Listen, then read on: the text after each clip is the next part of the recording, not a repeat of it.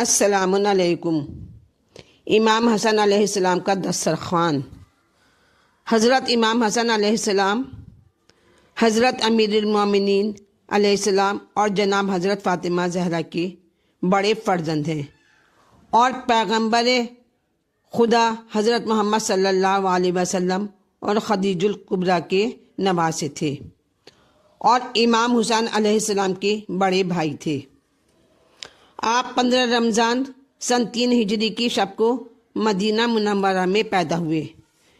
آج میں امام حسن علیہ السلام کے دسترخوان کے بارے میں آپ لوگوں کے سامنے عرض کر رہی ہوں کہ امام حسن کا دسترخوان بہت مشہور دسترخوان ہے اور یہ دسترخوان ہر غریب مساکین کے لیے اور وہ مسافر جو مدینے میں جاتے ہیں ہر انسان کے لیے دسترخوان ہوتا ہے۔ یہ بہت ہی مشہور دسترخوان ہے۔ ایک مرتبہ ایک شخص مسجد میں نماز پڑھنے داخل ہوا۔ وہاں جا کر اس نے دیکھا کہ مسجد میں کوئی نہیں ہے، صرف ایک شخص بیٹھا ہوا تھا اور وہ شخص سوکھی روٹی پانی سے بھگو کر کھا رہا تھا۔ تو ایک شخص داخل مسجد ہوا اور پاس آ کر بیٹھ گیا۔ افطار کا وقت ہوا، آپ نے روزہ افطار کیا اور روزہ کشائی کے لیے آپ کے پاس جو سوکھی روٹی رکھی تھی وہ سوکھی روٹی پانی میں بھگو کر آپ کھا رہے تھے اور اس شخص کو بھی عطا فرمایا۔ تو وہ سوکھی روٹی لے کر وہاں پہنچا جہاں حضرت حسنین فقر و مساکین کو کھانا تقسیم کر رہے تھے۔ بس آپ نے اس عرب کے لیے گرم کھانا منگوایا اور اس شخص کے سامنے پیش کیا۔ اس نے تھوڑا کھانا کھایا، ایک لقمہ کھاتا جاتا ہے اور ایک لقمہ اپنے پاس اٹھا کے رکھتا جاتا ہے۔